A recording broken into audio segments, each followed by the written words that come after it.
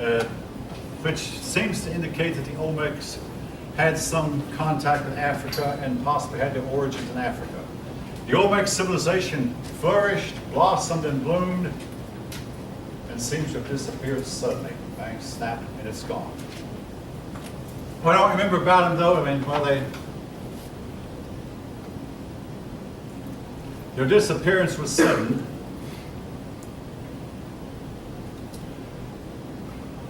Now, this is a part of the story that I don't like, but I must mention it. All of these Indian peoples I'm going to be talking about, the ones that were the most civilized, practiced human sacrifice. The Olmecs did, the Maya did,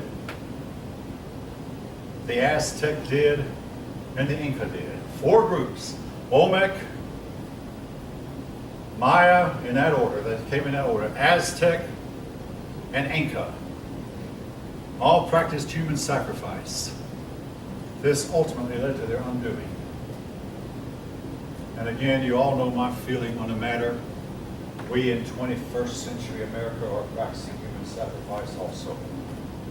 But we don't call it that. We call it abortion.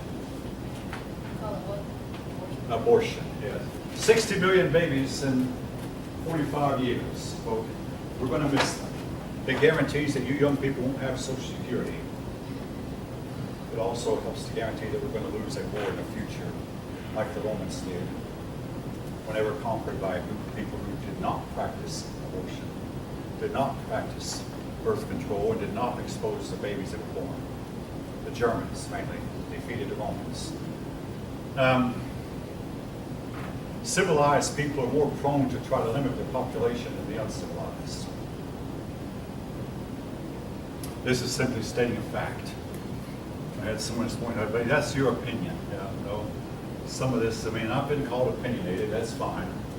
You can't live without opinions. All right.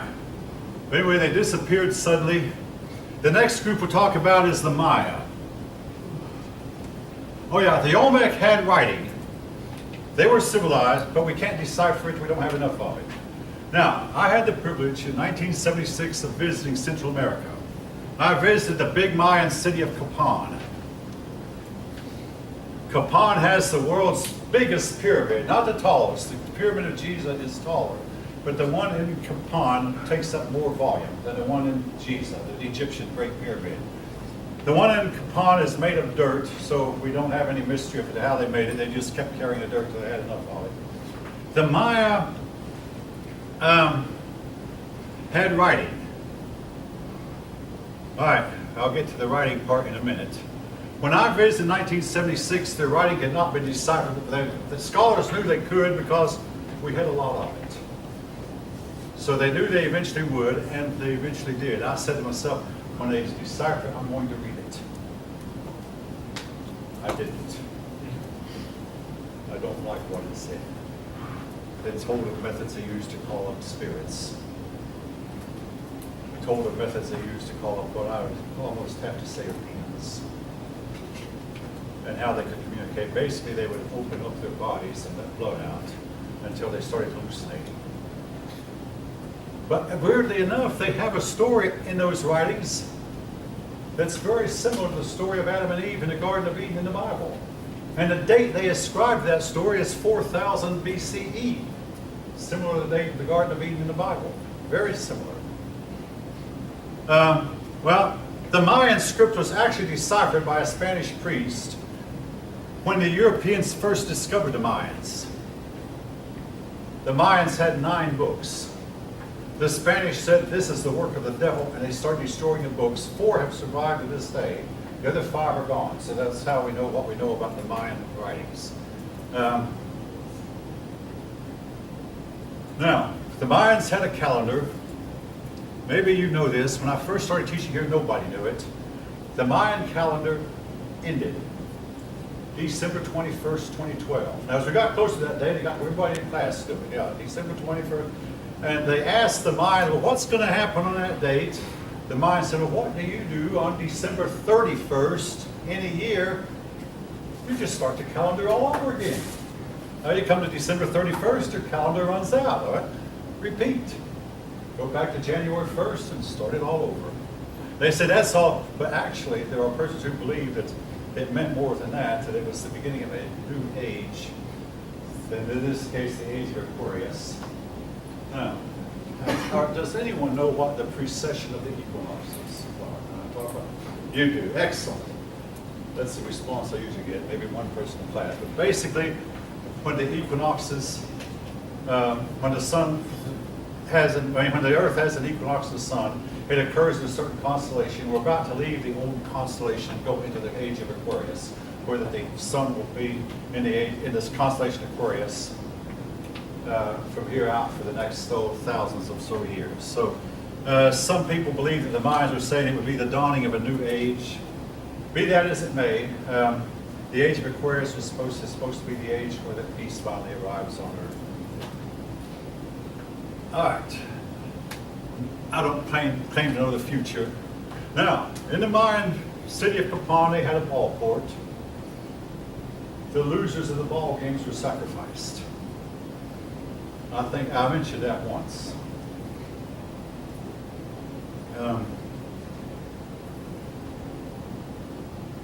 Anyway, that gave a team incentive to win, and incentive to go ahead and let themselves be beat. Basically, there was a ball. The ball court was where they moved a rubber ball across the goal line, similar to what we might call, except they were allowed to use their hands and allowed to use their head and kick it or whatever, any way they could get it across, while the other team tried to stop them. The rules seemed simple enough, and the ball court was fairly small. All right. Now, the Mayans have been making a lot of news here of late. Deep, deep in the jungle, so deep that humans cannot go, and if you ever see a Central American jungle, you know what I mean. Or that you start to step into it and stick your hand out and can't see your hand. You don't dare go into it because there might be all kinds of poisonous insects and poisonous snakes nearby. But we have got ground penetrating radar, or rather you might say forest penetrating radar, and we are finding that inside these jungles are thousands upon thousands upon thousands of Mayan homes, indicating the Mayans once had a super, super vast population. It came to an end. Now, unlike the Olmecs, who are no longer around, there are a lot of Mayans still around to this day. And you might wonder, well, what saved them from extinction? Believe it or not, I think the arrival of the Europeans saved them from extinction. Otherwise, they'd become extinct like the Olmec did. But that's opinionated, folks. I mean, it's what I kind of think. Now, it's been said that possibly there was a volcano eruption. There might have been wars. There might have been a rebellion. And they might have over-farmed the land to where they could no longer eat. I mean, all these people, the land could not support them. And especially now that we know that they had a lot more people than they once thought. We don't know what destroyed these people, but they came to an end. But it was not a sudden end like it appears the Olmec were. By the time the Europeans arrived, yes, there were still Mayans, but they were in an advanced state of decay and decline. All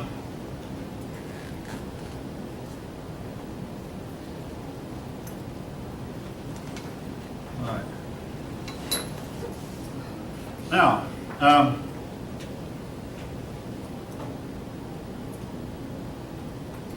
right, the next group of people I want to talk about are the Aztecs.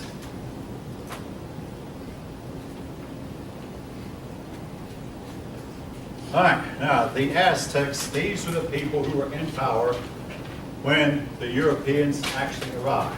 Now Columbus never met them. Columbus did not go to Mexico, but the persons living in the Caribbean, I mean the Spanish had the good fortune of arriving on the islands first, which are easier to take over. If the Spanish would have initially arrived on the mainland, I do believe the Aztecs would have driven them off. But the Spanish arrived on the island and built up their armies pretty strong on the islands. Then they ventured into Mexico and met the Aztecs. The Aztecs, first thing they did was offer a human sacrifice, which sickened the Spaniards, yes. The Spaniards were not used to this. And the Spaniards were surprised to see an advanced people who would behave this way. Now, here's a point I want to make for you. Now, this morning, several students in my class seem to understand this. Several years ago, one of my Jewish pupils took a liking to me, and he wanted me to listen to his Jewish tapes, so these were cassette tapes. So I would plug them in a car. In those days, cars had tape players. This has been more than 10 years ago. Now, today's cars, I understand, leave all that stuff out. But in those days, cars had to, so I listened to the cassette, but there was one line or one sentence in those cassettes that I've stuck with me and I never have forgotten. Talking about Jacob and Esau, and it said, when you're Jacob and you have a brother like Esau, everything you can do is going to be wrong. Everything that happens is going to go wrong. All right, here's the point I want to make. In real life, folk, at some point, most of you, if not every one of you, are going to be forced into some kind of working relationship with a person you cannot get along with. Now, I want to give you an example. During World War II, Roosevelt, our president, was forced into a working relationship with Joseph Stalin. How did it happen? Well, Hitler signed this agreement with Stalin, and all of a sudden Hitler turned on Stalin, and this forced Stalin on our side. What kind of a buddy did Stalin make? Continues, you're not doing enough, you need to do what we're doing, we're carrying all the load, and you're not. Continuously. Then, when the war was over, he took a third of Eastern Europe, saying we need this as a buffer zone between us and the Russians. Then when we started rebuilding Europe, he said, you're not rebuilding us, we were damaged too. Yeah, but if you wouldn't kill so many of your own people, we'd go ahead and rebuild you. See, he started killing everyone in Eastern Europe who disagreed with him, Stalin. This was the kind of buddy Stalin made. This is in the records, folks. I mean, this is not opinion, this is in the records. Now, how does this apply to the Aztecs? When the Europeans met the Aztecs, everything that was going to happen was going to go wrong. How so? All right. Just over the weekend, Saturday, I heard on my car radio, then I heard on my TV, so more than 80% of Americans now disagree with political correctness. And I feel like whooping up and down whooping. I don't like political correctness either. Now, here's why. I mean, there's some things that political correctness can answer. I always ask every class I teach this question. Supposing that you had been with Cortez and you had heard a bunch of hideous screams coming from the temple, this actually happened. Now, with Cortez was a young woman, an Aztec woman, who had the gift of learning languages. She picked up on the Spanish language really fast, and she serves as an interpreter. Cortez asked, what's the meaning of all these screams? The reply was given through this interpreter. These are people who are being offered as a sacrifice to the sun. Cortez turned to Montezuma and said, your gods are not gods, but devils. This created a few tense moments between the two leaders, but then peacekeepers on both sides moved in and temporarily smoothed things out. My question is, if you had been there, what would you have done? Modern day political correctness says, oh, who's to say that they're right and we're wrong? I mean, who's to say that maybe we might be wrong and they're right?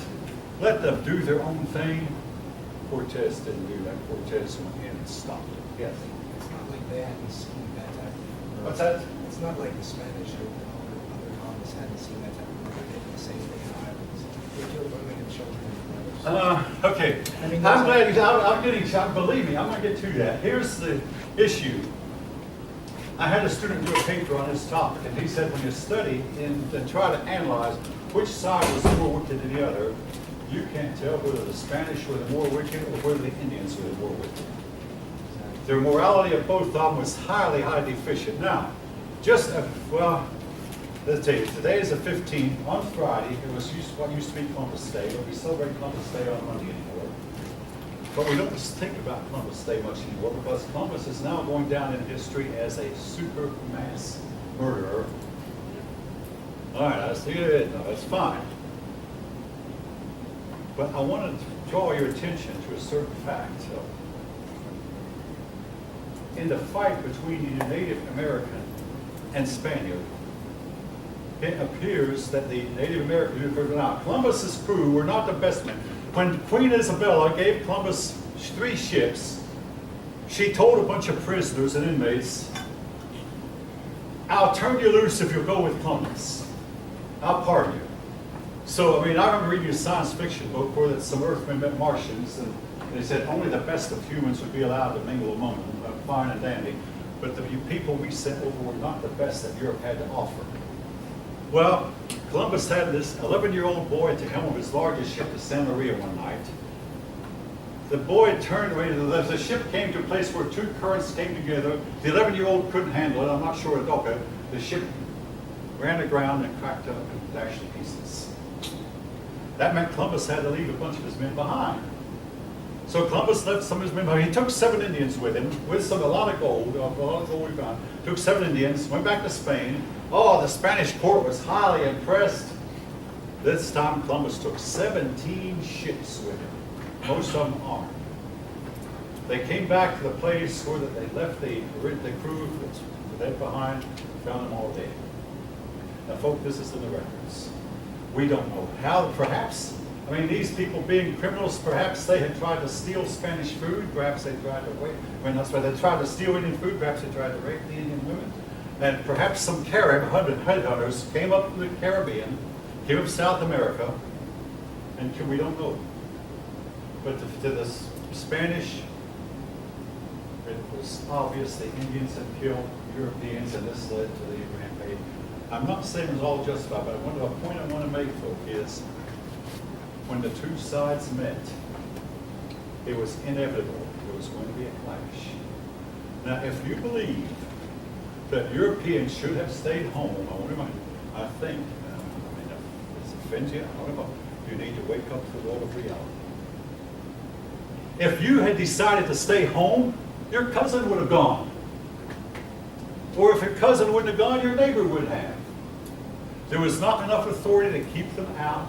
Europeans came over here in droves, looking for gold, looking for silver, looking to start plantations, looking to build an economy. And the Native Americans were slaughtered in droves. Now, one thing I want to say in Columbus's defense, he has been accused of spreading germ warfare. The germ warfare was not his fault.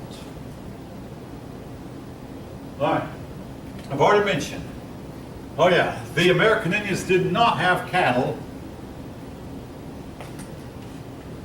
It is known, and it's been known for hundreds of years, that young girls who milk cows never get smallpox. Cows kept down the number of smallpox deaths. I mean, the Europeans had cattle, Africans had cattle, the people of India had cattle, the Chinese had cattle, so did the Japanese.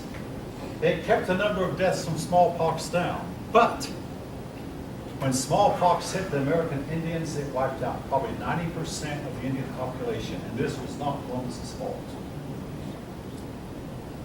He did not deliberately use germs to kill off. But the native population was wiped out. Now, which side was at fault? To me, that's not the issue. The issue is, this is the way human beings behave toward each other, if they're allowed to. You might say it's almost like it's the natural order of things. The Holocaust. What went on the Holocaust? They killed 6 million Jews. The Jews started believing in pacifism. Now today, I've been told that you won't find a Jewish rabbi who teaches pacifism.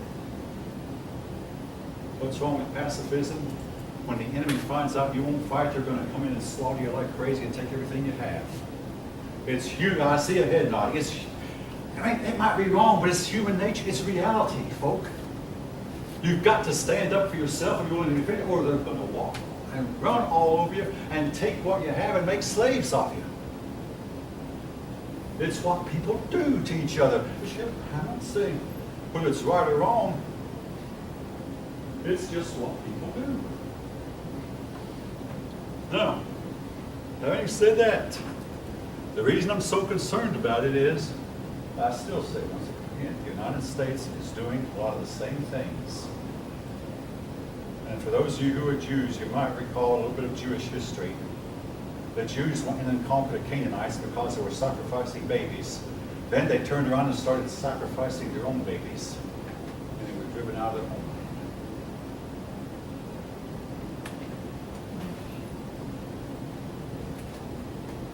Hey, was it right for the persons who drove them out of the home? Was it right? You know, I kind of been leaning toward that it was. Will the nations that come in and take over us and enslave us, assuming they do, will they be doing right? If we weaken ourselves and behave in a foolish manner, I'm not going to say that they're wrong.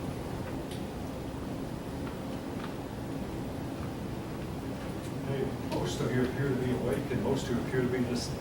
I appreciate that. There's no lesson I give that is more controversial, unless it's the next one. I'm not going to tell you what the next one is, but you'll find out on Wednesday.